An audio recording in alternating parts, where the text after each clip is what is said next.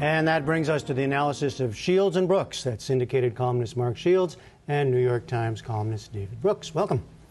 Mark, your reaction to what we just heard was Governor Romney mostly on foreign affairs and defense. What jumped out at you? Well, listening to that, it struck me that if Mitt Romney is the Republican nominee, or Newt Gingrich, or Rick Santorum for that matter, Michelle Bachmann, we would have the first time in 70 years that neither party would have anybody at the top of the ticket who had served in military service, which is, really a change. John McCain didn't have to prove his bona fides. He didn't have to prove how tough he was. Is that what you thought he was doing today? Sure. I mean, that's what you have to do. I mean, you have to prove that you can overcompensate for never having served, or at least compensate, if not overcompensate. And I thought that's exactly what he was doing. I mean, in the course of the speech today, Governor Romney, whose foreign policy experience prior to this has been as commander-in-chief of the great border wars between Rhode Island and Massachusetts, made the point. He said that he's going to reverse the massive defense cuts of Barack Obama's administration. Now, much to the consternation and irritation of liberals and Democrats, Barack Obama has increased defense spending every single year, just as George Bush did.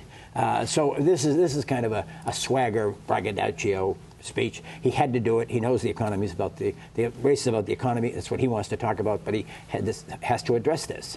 David, what did you hear? Yeah, I heard pretty much where the Republican Party is, sort of where the Democratic Party is. I personally don't. I think we're in a very polarized age. I don't think on foreign policy and defense the differences are actually that real. But one of the key points is that people are wondering, will people rally around Mitt Romney? He's obviously having a great moment. I think they will, in part because they don't like Obama, but in part because the Republican Party is not ideologically divided right now on any issue. What he said today is pretty much where most Republicans are on foreign policy. Some people want to move a little out of Afghanistan faster, some slower, but it's not too much. On domestic policy, pretty much similar agenda, tax reform and entitlement reform. So he is about where the party is. And so it's not like we're Reagan versus Rockefeller. It's not like there's some big ideological split. So when they get a guy like him, who seems like a good executive, who seems to project order, who seems basically mature, I think the party will rally around him, assuming there are no bumps in the road, reasonably easily, actually. Well, that's the question. Is the party with him now? You heard Judy ask, where's that passion? And this is a week in which we saw Chris Christie say he won't run, Sarah Palin say she won't run. Well, I mean, certainly the direction, since Governor Christie's announcement in particular, of party leadership, of party fundraisers, has been very much in Governor Romney's direction. I don't think there's any question there's been a sense of the establishment movement. But Governor Romney has to be a little concerned. I mean, here he is. The Republican Party has a great tradition, and that is, if you've run before, we'll put you at the top of the list next time. It happened with John McCain, happened with Bob Dole, with Ronald Reagan, ran 3 times. That's Democrats, once and you're out. I mean, the Democrats make you a non-person. If you run once and lose, you're gone. But the Republicans are quite the opposite. Here's Romney. David's right. He's put together a good campaign. He's got professional people around him. He's been good in 3 debates in a row. He's raised money. He's been through it before. He won in Massachusetts, which is a tough state, which is a pretty good credential. And yet, you saw the Republican Party, the leadership of the Republican Party, seniors Republicans, Henry Kissinger, Nancy Reagan, all but begging Governor Christie to get in the race. They were excited about him. They were like teeny boppers at a Justin Bieber concert, for goodness sakes. Please, Governor Christie, run. And Judy's question was, do you excite people? And as of now, he doesn't. And I think that has to bother him. But I think that he took a step closer to the nomination this week. And we did see, of course, new attention for Herman Cain. Right. I've actually coming seen up in the polls. Henry Kissinger at a Justin Bieber concert. He's way over the top. It's much more than Christie. Yeah, I mean, it's the season. Mark's talked about this in the past. The primary cycle has its own emotional rhythm. And in the early days, you go for the guy who gives you the thrill. Whether it's Howard Dean or Herman Cain. But then in the last week or two, you finally decide, okay, I've actually got to pick a guy who's going to be president, a man or woman who's going to be president, and I'm going to go for the more established choice. And that's, I think, what they're going to do in the end. There's no question there's suspicion of Romney. There's no question he will never excite people. There will never be passionate support. That's probably pretty healthy, I think, in retrospect. But people are suspicious. What does he believe in? They're suspicious about the health care issue, obviously. How could a guy we like get elected in Massachusetts?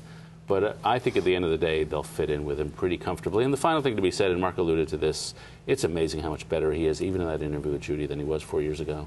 Just a much, much better. And that speaks to a process of self-assessment and self-correction, which is pretty impressive. I can't recall seeing a candidate improve that much over 4 years. It's impressive. But you mentioned Herman Cain just in such passing. Okay, do you want me to talk about Yeah, I do. Herman I Cain? mean, what explain? He comes up to in these polls. He's almost a tie in one poll. He's number 2 in another poll. He's a really attractive personality. He's happy. He's funny. He's smart. He's a good personality. You like when the debates turn to him, you sort of like, oh, I'll listen to this. This is fun. And then he's got this 999 plan, which I happen to think is of the right size. I might have some quibbles with it on policy terms, but he says, we've got this big mess. Let's have a simple plan. 9% income tax, 9% corporate tax, 9% sales tax. It's simple. It's a big change. It's of the right scope of what we need to have a pro-growth policy. So he's got both those things going for him. And yet, not taken seriously. Well, we really need a tax cut for Donald Trump. I mean, 9% income taxes. Herman Cain, David touched on this. There are two kinds of conservatives. There are 5 minutes to midnight conservatives, those for whom it's gloomy, it's doomed, and it's going to get worse. There's enough of those already running on the Republican side. Then there's the 5 minutes to sunrise conservative. Jack Kemp was one. Ronald Reagan was one. Things are bad, but they're going to be better, and I'm going to tell you how that. Herman Cain, very much, and he's no Jack Kemp and he's no Ronald Reagan, but he's very much in that second camp. But, I mean, he's likable. He's appealing. He's not electable. I mean, let's be very blunt about this. This is a man who's never run for library board. He's never been on a general election ballot for anything. And Republicans rail and rant about Barack Obama's lack of experience, having served in the Senate for 4 years when he ran for president in 2008. I mean, you're not plausible talking about somebody whose one electoral challenge prior to this one was a Republican Senate primary. He lost 2-1 to Johnny Isakson. Another thing that got a lot of attention today, and Judy asked Governor Romney about it at the end, is these Wall Street protests. How big a deal do you think it is?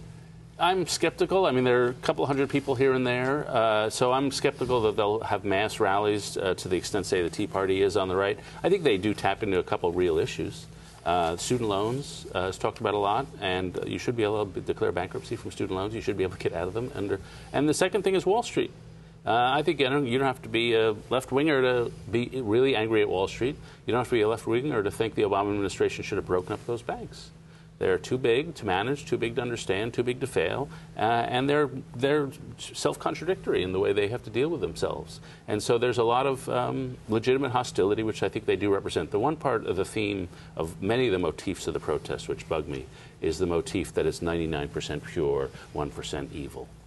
That's not the problem with America.